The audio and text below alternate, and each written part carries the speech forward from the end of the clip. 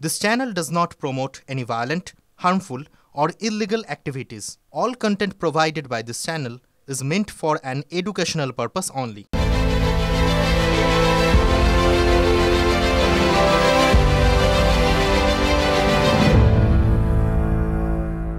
দিয়ে দিলেন একজন 15 লক্ষ ওবিসি সার্টিফিকেট ক্যান্সেল না হবে না সার্টিফিকেট থাকবে। এখন সামার চলছে কোর্টে, ছুটি গরমের ছুটি পড়বে, গরমের ছুটি শেষ হয়ে গেলে আমরা উচ্চ আদালতে যাব। আমি জানি নিয়ম কি করে করতে হয়, নিয়ম কি করে চেঞ্জ করতে হয়, নিয়ম কি করে বদলাতে হয়, নিয়ম কি করে সঠিক করতে হয়। আপনি এতে খেলেছেন, আমি বিতে খেলবো। আপনি শীতে খেলবার চেষ্টা করবেন, আমি জেডে খেলে আপনাকে খেলা হবে, আমি এটা দেখিয়ে দেবো। 23শে মে 2024 থেকে আজ 18ই মার্চ 2025, হিসেব করলে মাঝে 10টা মাস কেটে গিয়েছে। পিছড়ে বর্গ মানে পশ্চাৎপদ শ্রেণী সমাজে ওবিসি নিয়ে রাজ্য কি পিছু হটল? Tone down? কেন বলছি পুরোটা বলবো। দেখুন, রাজনীতির মঞ্চ এই রকমই, বাজার গরম করা অনেক কথাই বলা যায়, আবার ভোটের সমীকরণ, রাজনীতির বাধ্যবাধকতা, এগুলো মাথায় রেখে অনেকে অনেক কথাই বলে থাকেন বিভিন্ন পরিস্থিতিতে। কিন্তু কোর্ট, সেখানে কোনো আবেগ চলে না, কোনো ইমোশনের জায়গা নেই, নথি দিয়ে কথা বলতে হয়। দেশের সর্বোচ্চ আদালতে আজ কোর্ট আনকোর্ট খেলা শুরুতেই রাজ্য একেবারে ডিফেন্সিভ মোডে। সুপ্রিম কোর্টে রাজ্যের আইনজীবী কপিল সিব্বল আজ জানিয়েছেন, কারা ওবিসি সেটা জানতে নতুন করে সার্ভে করছে রাজ্য, মানে সমীক্ষা করছে। সার্ভের জন্য 3 মাস সময় চাইলে সুপ্রিম কোর্ট সেটা মঞ্জুরও করেছে। তাহলে ব্যাপারটা কি দাঁড়ালো? কখন নতুন করে সার্ভে করার প্রয়োজন পড়ছে রাজ্য সরকারের? রাজ্য কি তাহলে মেনে নিচ্ছে যে ওবিসি সংরক্ষণে আসলে গলদ ছিল, যা হাইকোর্ট প্রথম থেকেই বলে আসছিল? ওবিসি তালিকা আইন মেনে হয়নি। ওবিসি নিয়ে অবশেষে পিছু হটতেই হলো রাজ্য সরকারকে। ওবিসি সম্প্রদায়ভুক্ত কিভাবে করা হবে, কোন প্রক্রিয়ায় সার্ভে করা হয়েছে তা নিয়ে বারবার ধরে কলকাতা হাইকোর্ট এবং সুপ্রিম কোর্টে প্রশ্নের মুখে পড়তে হয়েছে রাজ্য সরকারকে। আজ রাজ্য সরকারের তরফে আইনজীবী কপিল সিব্বল স্পষ্ট জানিয়ে দিলেন যে নতুন করে সার্ভে করা হচ্ছে, আর তার ভিত্তিতেই সুপ্রিম কোর্টের অবজারভেশন, যদি নতুন করে সার্ভে করা হয় এবং সেই সার্ভে নিয়ে যদি নতুন কোনো অভিযোগ না ওঠে, তাহলে এই শুনানিকে দীর্ঘায়িত করার আর কোনো প্রয়োজন নেই। আজকে প্রকৃতপক্ষে রাজ্য সরকারের উকিল কপিল সিব্বল দাঁড়িয়ে তো স্বীকার করে নিলেন যে তাদের মামলায় কিছু নেই, তারা কলকাতা হাইকোর্টের যে নির্দেশ, সেই নির্দেশ মেনে নতুন করে লিস্ট তৈরি করবেন। এটা আগে থেকে করলেই ঝামেলা মিটে যেত। 2024-এর 22শে মে বিচারপতি তপব্রত চক্রবর্তী এবং বিচারপতি রাজাশেখর মান্থার ডিভিশন বেঞ্চ রাজ্যের প্রায় 12 লক্ষ ওবিসি সার্টিফিকেট বাতিল করে দেয়। হাইকোর্ট স্পষ্ট জানিয়ে দেয়, 2010-এর পর থেকে সমস্ত ওবিসি সার্টিফিকেট বাতিল হিসেবে গণ্য হবে। কারণ কি? হাইকোর্টের রায়ে বলা হয়, পদ্ধতি মেনে ওই সব সার্টিফিকেট তৈরি করা হয়নি। 1993 সালের ব্যাকওয়ার্ড ক্লাস আইনের পরিপন্থী যেভাবে করা হয়েছে, ধর্মের ভিত্তিতে কোনো সংরক্ষণ করা যায় না। বাংলায় 24-এর নির্বাচনী প্রচারে রাজ্যকে বিধে অমিত শাহ তৃণমূলের কাটা ঘায়ে নুনের ছিটে দিয়ে গিয়েছিলেন।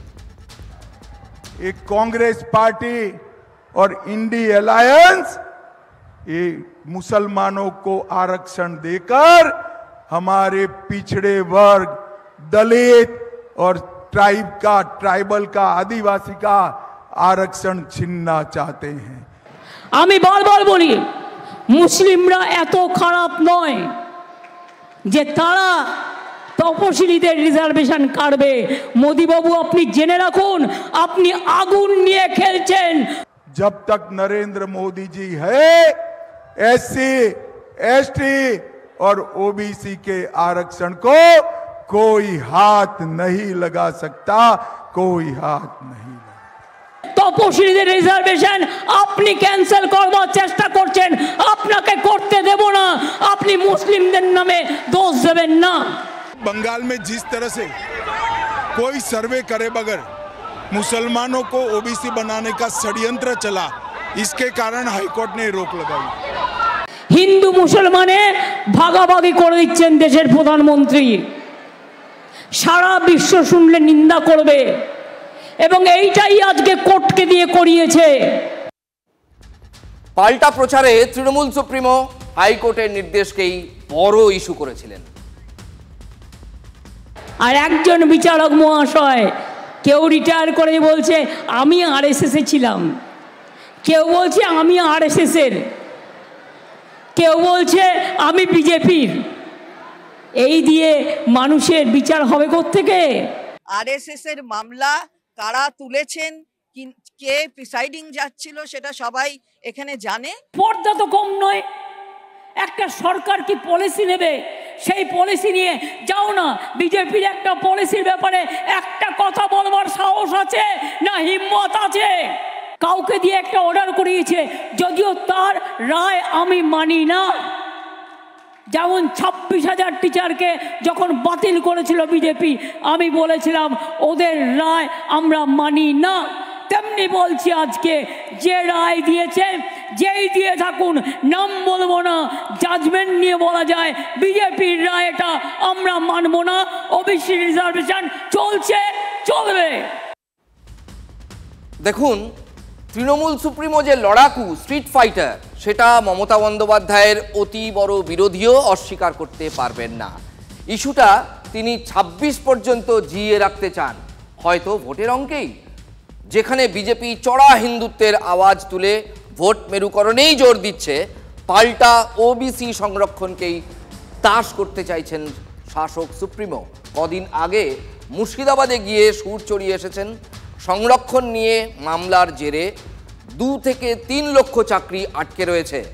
মমতা বন্দ্যোপাধ্যায় যুক্তি দিয়ে এটাও বোঝানোর চেষ্টা করছেন, জেনারেল কাস্টের কোটা কেটে ওবিসিদের জন্য 17% সংরক্ষণ তিনি চালু করেননি, বরং এজন্য এক্সট্রা টাকা দিয়ে এক্সট্রা সিটের ব্যবস্থা করেছেন তিনি।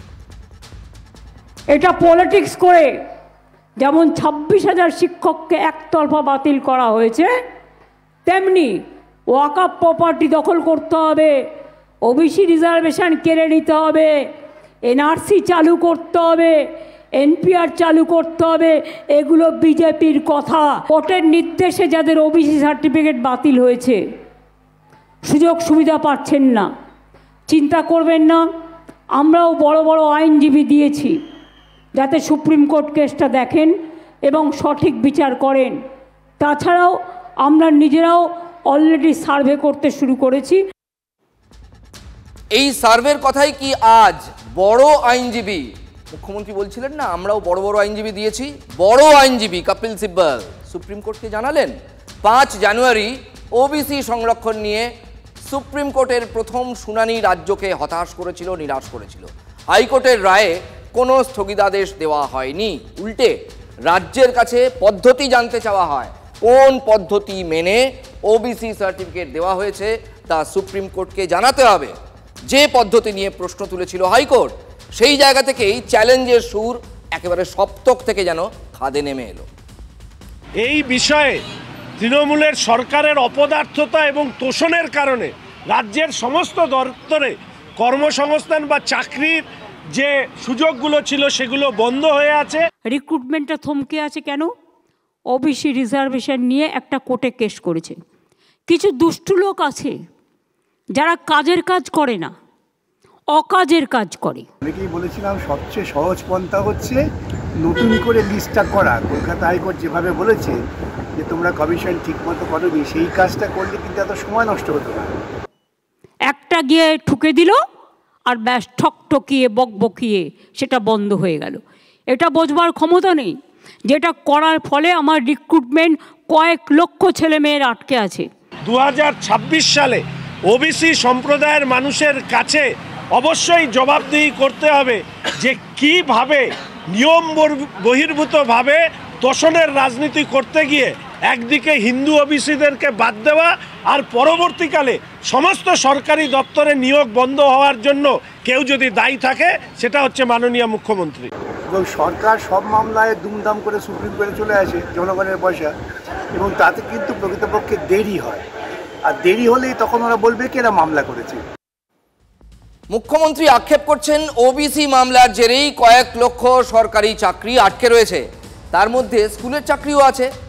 আর তার দলেরই এক নেতা প্রাথমিকে চাকরি দেওয়ার নাম করে রেপ করেছেন। অভিযোগ শুনুন। কে করেছে? কে?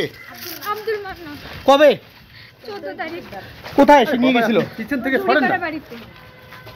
ওর বাড়িতে নিয়ে গেছিল? ওর বাড়ি, হ্যাঁ, ঝুড়িপাড়া। আর আর কি কি হয়েছিল তোমার সাথে? আমাকে রেপ করছে, মারার চেষ্টা করছে, অনেক মারছে সারা শরীরে, বোতল দিয়ে মেরে আমার মাথা ফেটে দিয়েছে। যার কথা শুনছিলেন তার বাড়ি দিনহাটায়, কোচবিহারের দিনহাটা। তরুণীর মুখে আব্দুল মান্নানের নাম শুনলেন। এই আব্দুল তৃণমূলের অঞ্চল সভাপতি, আপনার চোখে চুনোপুটি নেতা, কিন্তু আটিয়াবাড়ি অঞ্চলে তার নাকি বিরাট প্রভাব। নির্যাতিতার মুখ বন্ধ রাখতে ধর্ষণের ভিডিওই নাকি তুলে রেখেছিলেন তিনি। চেনা প্লট, বহু ক্ষেত্রে এরম দেখা যায়। এখানে কারণটা আলাদা, সোশ্যাল মিডিয়ায় ছড়িয়ে দেওয়ার হুমকি। এতক্ষণ শুনে একটা হিসেব নিশ্চিত মেলাতে পারছেন না? ভাবছেন তো স্কুলের চাকরি নিয়ে এত কাণ্ড, মেয়েটি কি বোকা? শাসক নেতার টোপ কেন গিলতে গেল? ঘটনা যা জানা যাচ্ছে, টাকাটা নাকি আগেই দেওয়া হয়েছিল, 5 লক্ষ টাকা। হালচাল বুঝেই সেই টাকা ফেরত চেয়েছিলেন। অর্থাৎ তারা বুঝতে পেরে গিয়েছিলেন এ চাকরি হবে না, আজ নয় কাল, কাল নয় পরশু, এরম করে মান্নান ঘোরাচ্ছিলেন। তরুণী পিছু না ছাড়ায় সেই টাকা ফেরতের টোপ দিয়েই নাকি ডেকেছিলেন। তারপর কি ঘটেছে তরুণীর মুখেই শুনলেন, বাকিটা নির্যাতিতার মায়ের মুখে শুনুন। বাড়িতে ইন্টারভিউ দেওয়ার কথা বলে নিয়ে যে ওখানে কুচবিহার হোটেলে ঢুকিয়ে ওকে শারীরিকভাবে অনেক অত্যাচার করে। ও যখন কথা না আসলে তখন পুড়ে মারধর করছে, রেপও করছে। আমরা পুলিশের কাছে এফআইআর করা করছি, তাই ও আমার বাড়িতে বন্দুক ধরে যায়। ওর জ্বালাতে বাড়িতে থাকতে পারি না। তারপরে আমরা পুলিশের কাছে আবার আসি, অভিযোগ করি বলে আমার তো এমনিতে ও আমার অনেক কিছু ক্ষতি করলো, মেয়েটাকে এইরকম করলো, আবার বাড়ি তো এইরকম। ও কিন্তু আমার গ্রামে প্রায় মেয়ে ছেলের এইরকম করছে, তো কেউ মুখ খুলে না, ওর ভয়ের জন্য কেউ মুখ খুলে না। আমরা বাড়িতেও ঠিকমতো থাকতে পারি না। মেয়েটার আমার বিয়ে হয়ে গেছে, ওখানেরও মানে পরিস্থিতি দেখে আমরা আগত মুখ বদ্ধ ছিলাম। তারপরে ওর জন্য আমার বাড়িতেও যায়, বাড়িতে বাবা মার সামনে ওর অত্যাচার করে। তারপরে আমরা থানায় কমপ্লেন করলাম। কমপ্লেন করার পরে ওকে পুলিশে কালকে উঠাইছে। ওঠার পরে থানা থেকে পুলিশ কি করে ও এত বড় ক্রিমিনাল পালিয়ে গেল থানা থেকে। শুনলেন? আচ্ছা বলুন তো, থানা থেকে কিভাবে পালিয়ে যেতে পারে অভিযুক্ত? এখানেও কি সেটিং? তবে বিরোধীরা সেই অভিযোগ তোলার আগেই ওই আব্দুল মান্নান এলাকায় লোকে যাকে মান্নে বলে, আজ দুপুরে থানায় আত্মসমর্পণ করেছেন। দলের চাপে নাকি পুলিশ? ক্যামেরার মুখোমুখি হয়ে ওই শাসক নেতা দাবি করছেন সবটাই সাজানো চক্রান্ত। শুনুন ধর্ষণে অভিযুক্ত ওই শাসক নেতা কি বললেন। একটা লেবার 5 লাখ দূরে গেলে 500 দেওয়ার ক্ষমতা নেই। 500 মানে কি মনে হচ্ছে বিরোধীরা চক্রান্ত করতে পারে? কিচ্ছু বলবো না,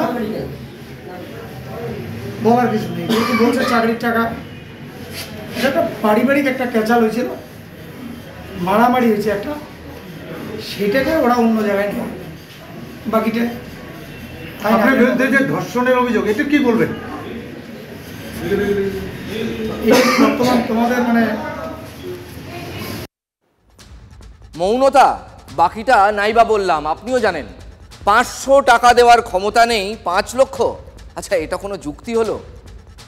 লোকে একটা সরকারি চাকরির জন্য চাষের জমি জমা পর্যন্ত বিক্রি করে কুন্তল শান্তনুর মতো দালালদের হাতে টাকা তুলে দিয়েছে।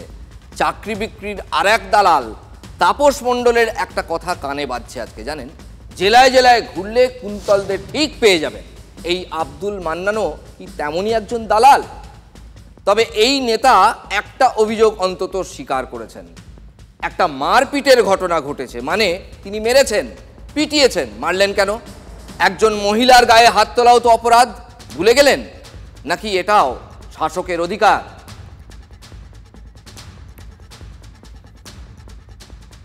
আর এক নেতা, মন্ত্রীও বলতে পারেন, রাজ্যের ক্রেতা সুরক্ষা দফতরের মন্ত্রী বিপ্লব মিত্র, তার ভাই চিরঞ্জীব মিত্রকে নিয়েও হইচই পড়ে গিয়েছে দক্ষিণ দিনাজপুরের রাজনীতিতে।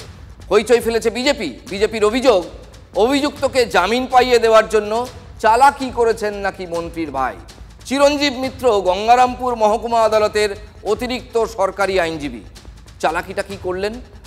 বুনিয়াদপুরে মিঠুন চক্রবর্তী নামে এক তরুণ খুনের মামলায় শুনানি রয়েছে 20শে মার্চ, কিন্তু পুট আপ ফাইল করে 12ই মার্চ মামলাটি গঙ্গারামপুর মহকুমা আদালতে তোলেন আসামির আইনজীবী, মানে অভিযুক্তের আইনজীবী। সেখানে চিরঞ্জিত মিত্রের নির্দেশে সরকারি আইনজীবী পরিচয়ে হাজির হন আবু তাহের। অভিযুক্তের আইনজীবী বেলের আবেদন করলে তা মঞ্জুরও হয়ে যায়, কিন্তু পরে জানা যায় উনি চিফ পিপি তাকে নিয়োগই করেননি। দুর্ভাগ্যজনক বিষয়, এ থেকে স্পষ্ট প্রমাণ যে পশ্চিম বাংলায় আইনের শাসন বলে কিছু নেই। তৃণমূল কংগ্রেস সমস্ত আইনকে বুড়ো আঙুল দেখিয়ে সমস্ত দুষ্কৃতী অপরাধীদের পাশে থেকে শুধু পয়সা রোজগারের ধান্দায়, টাকা রোজগার। আমরা মনে করছি এই বিপুল অঙ্কের টাকার বিনিময়ে এই ঘটনা ঘটিয়েছেন, এর তদন্ত হওয়া দরকার। ভাই বা মন্ত্রী রিলেশনস বলে কোনো ব্যাপারই নেই, কারণ হচ্ছে বিচার করুন বিচারক, আইনের চুলছেড়া বিচারে যেটা ঠিক হবে সেটাই সবাইকে মেনে নিতে হবে। তেমন কিছু হইচই করার ব্যাপার নেই, এটা স্বাভাবিক একটা ঘটনা হতে পারে। এরকম হাইকোর্টেও বহুবার হয়েছে যে বেল হিয়ারিং হয়ে গেছে, অন্য উকিলবাবু এসে বলছেন এটা আমাকে এম্পাওয়ার করা হয়েছে। সেই মুহূর্তে হয়তো তিনি ছিলেন কি ছিলেন না সেটা আদালত ভালো বলতে পারবে। জজদের পরিবার এর আগে হামলা করেছে তৃণমূল, হাইকোর্টের জজ সাহেবের বিরুদ্ধে পোস্টারিং করেছে, অপমান করেছে, ভয় দেখিয়েছে, সিকিউরিটি তুলে নিয়েছে। বিচার ব্যবস্থাকে ভয় দেখিয়ে মাথা নিচু করাতে চাই। আর এই থানা থেকে ছাড়িয়ে নিয়ে আসা, এই প্রকল্প চালু করেছিল দিদি নিজে, দিদির এলাকায় ভবানীপুরে। তার আসামি যখন থানায়, সেই থানা থেকে আসামি ছাড়িয়ে নিয়ে আসার প্রথম প্রকল্প শুরু করেছিল দিদি। তার ভাইরা সেটা শিখেছে, থানা থেকে ছাড়িয়ে আনতে, লকআপ থেকে ছাড়িয়ে আনতে, সবই তো ওদের। উন্নয়ন আর রাজনীতি এই দুটিকে মেলাতে গেলে বোধহয় তেলে জলে মেশানোর মতোই অবস্থা হয়। খুব কঠিন কাজ, কিন্তু আশ্চর্যের কথা কি জানেন, এ রাজ্যে এটাই হয় এবং হচ্ছে, কারো কিচ্ছু এসে যায় না। সেটাই খুব মুশকিল। কি বলছি বোঝাতে গেলে যেতে হবে নন্দীগ্রাম। বুঝতেই পারছেন, নাম হি কাফি হ্যায়, নাম তো শোনাই হোগা। নন্দীগ্রামের নাম কে শোনেনি? শুনলেই রাজনীতির পারদ চড়চড়িয়ে চড়তে থাকে। আর উন্নয়ন, তারও কি দাম চড়া। দেখুন দেখি একটা উদাহরণ। এর নাম নাকি রাস্তা। কোথায় এটা? নন্দীগ্রামে। একদিক থেকে আর দিকে যাওয়া যায়, শুধু এটুকু হলেই হবে? এটা খুব ভাববে না যে কার্যত প্রাণ হাতে করে এই পথে নামতে হচ্ছে সাধারণ মানুষকে। নন্দীগ্রামকে খেজুরি থেকে চণ্ডীপুর এক সুতোয় বেঁধে রেখেছে নন্দীগ্রাম বাইপাসের এই রাস্তাটি। তবে হাল কতটা বেহাল তা তো দেখতেই পাচ্ছেন। কি বলবো, আর গাড়ি তো চালিয়ে নিয়ে যেতে পারছি না। প্রচন্ড সমস্যা হচ্ছে, প্রচন্ড গাড়িরও সমস্যা হচ্ছে, আমাদের নিজেদেরও সমস্যা আছে। এটা একদিন হয়তো অনেক দিন হয়ে গেছে। আমার এই মেডিকেল দোকান বা আমাদের কাছে স্যাররা আসে, পেশেন্টকে নিয়ে এসে আমরা এখানে ট্রিটমেন্ট করাতে পারছি না। একটা পেশেন্ট এলো, এইখানে গাড়ি উল্টে তার হাত পা ভেঙে গেল, তাকে ফের তমলুক পাঠাতে হলো। এই দুটো দলের মধ্যে তৃণমূল বিজেপি যে খেলায় মেতেছে, রাস্তার দিকে আর মারছে না, যার জন্য জনসাধারণ কষ্ট পাচ্ছে, গাড়িওয়ালা কষ্ট পাচ্ছে। কি পারপাসে যে রাস্তাটা কেন হচ্ছে না এটা আমরা বুঝে উঠতে পারছি না। এই তো দেখছি আজকে 2 বছরের বাইরের রাস্তা এইরকম, এই অবস্থা খোদাখুদি। সাধারণ মানুষ খুব ক্ষুব্ধ, কারণ সমস্যা রোজ রোজ তাদেরই পোহাতে হয়। তারা নেতা বেছে নেন যাতে তাদের সমস্যা, অভাব, অভিযোগ কেউ শোনে, সুরাহা হয়, সেসব দূর করার ব্যবস্থা করে। কিন্তু এখানে কি হচ্ছে, একটা রাস্তা ঠিক করা যাচ্ছে না, তাও আবার নন্দীগ্রামের মতো জায়গায়। কিছু বলতে গেলেই শুধু আমরা ওরা, ওরা এরা, এ বলে ওর দায়, আবার ও ঠেলে দেয় এর দিকে। আশ্চর্য, স্রেফ রাজনীতির জন্য রাস্তা ছাড়াই হচ্ছে না, এটা আমরাও মানতে পারছি না। পথেই থমকে থাকবে উন্নয়ন আর কতদিন? বিধায়ক এবং এমপি বলে দিই যে আমরা এই উন্নয়ন করতে পারবো না, তারা লিখিতভাবে জনসমক্ষে মিডিয়ার সামনে বলে দিই। আসলে নন্দীগ্রাম 1 নম্বর ব্লক গত লোকসভা নির্বাচনে দেবাংশু ভট্টাচার্যকে লিড দিয়েছে, তৃণমূল কংগ্রেসকে লিড দিয়েছে।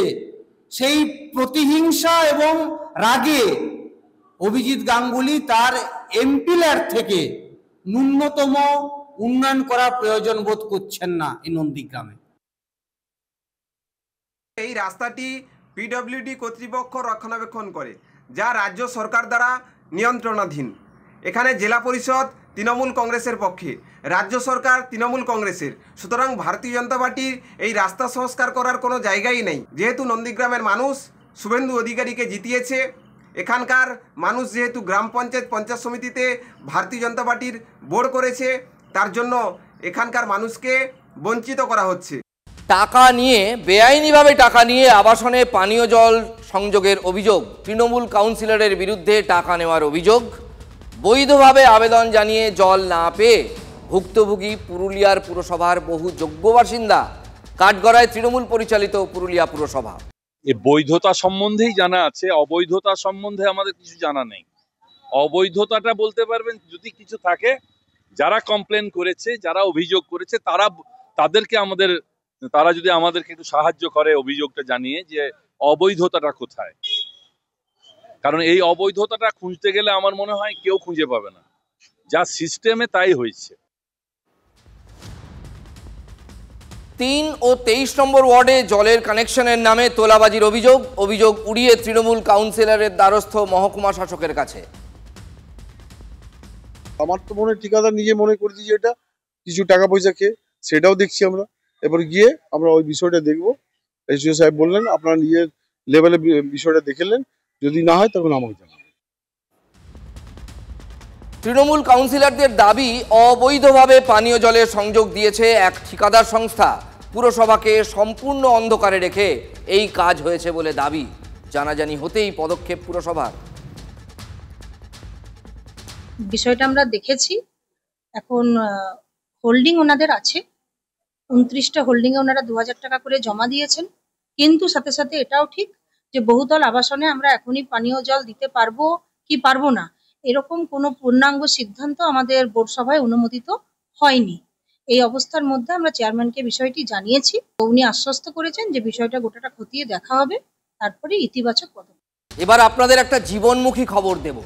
চারপাশে তাকালে অনেকেই আজকাল খুব ডিপ্রেশনে ভোগেন। এ কি অবস্থা, সমাজের কি হাল, কোথায় যাচ্ছি আমরা, এমন কত কথা। সত্যি তো চাপ বেড়েই চলেছে এই গতিশীলতার জগতে, চিন্তাও বেড়ে চলেছে। তবু বলবো, বাঁচতে জানতে হয়। আর সেটা ওই দুঃখী মুখ করে, মনে অনেক কষ্ট নিয়ে, মাথায় পাহাড় প্রমাণ চাপ নিয়ে নয়। হাসি মুখে এগিয়ে চলার নামই জীবন। ভাববেন না আমি জ্ঞান দিতে এসেছি, ঠোঁটকাটা আমি, তাই সহজ কথা সহজ করে বলি। এই যেমন বলবো স্মৃতিকণা রায়ের কথা, বলবো কে তিনি, ঠিক কী করেছেন এবং কেন বলছি বাঁচতে হলে তার মতো করেই বাঁচুন। দেখুন।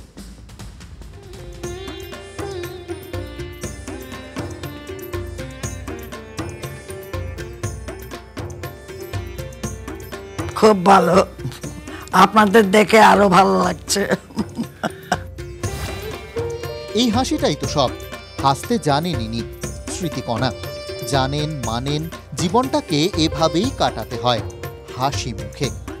এখন তিনি হাসপাতালে, তাতে কি? জন্ম 1919 আর পেসমেকার বসলো 2025 সাল। পেসমেকার বসার পরেও একেবারে তরতাজা, শতায়ু ডক্টর স্মৃতিকণা রায় কলকাতা মেডিকেল কলেজ থেকে চিকিৎসা শাস্ত্রে পাশ করেছেন। তারপর লেডি ডাফরিন সহ বিভিন্ন হাসপাতালে কাজ করেছেন। অন্তত 3500 সন্তান প্রসব করিয়েছেন, সদ্যজাত প্রসব করিয়েছেন। এ তো মাত্র কয়েকটা উদাহরণ। জীবনে এমন কত কীর্তি নিজের ঝুলিতে ভরে রেখেছেন ডক্টর রায়, তার শেষ নেই। এখন এই 105 বছরে এসে পেসমেকার বসাতে হলো। তখনও তিনি অবশ্য টেনশন ফ্রি। কিভাবে ভালো থাকা যায়, কিভাবে নিজেকে ভালো রাখা যায়, কাজকর্ম করা, ফিজিক্যালি যতখানি সম্ভব, লোকের উপকার করা যতখানি সম্ভব। বেঁচে তো সবাই থাকে, কিন্তু বাঁচার মতো বাঁচা তা কজন পারে? লড়াই, হোল লাইফ হ্যাজ বিন এ লড়াই, হোল লাইফ। প্রত্যেককেই লড়তে হয় জীবনে, কখনো হার কখনো জিত, এই চলে। কিন্তু তা বলে মুখের হাসি হারানো যায় কখনো? ইনি কিন্তু হারাননি, এখনো তুখোড় স্মৃতিশক্তি। কোনো কিছুই ভোলেন না, কোনো সমস্যা হলে এখনো মাসিকেই আমরা সব ব্যাপারে আর কি ফোন করি। এই যে ভালোভাবে বাঁচা, মুখে হাসি নিয়ে বাঁচা, আরো বাঁচতে চাওয়া, এটা কোথা থেকে আসে? কোথা থেকে আসে সে আমি এটার উত্তর আমার পক্ষে আপনি পাবেন না। আসলে সব তো বলতে হয় না, দরকারও পড়ে না, শুধু শিখে নিতে হয়। যেভাবে স্মৃতিকণা শিখেছেন, শেখাচ্ছেন, এভাবেও বাঁচা যায়। ঠোঁটকাটা আজ এখানেই শেষ করছি।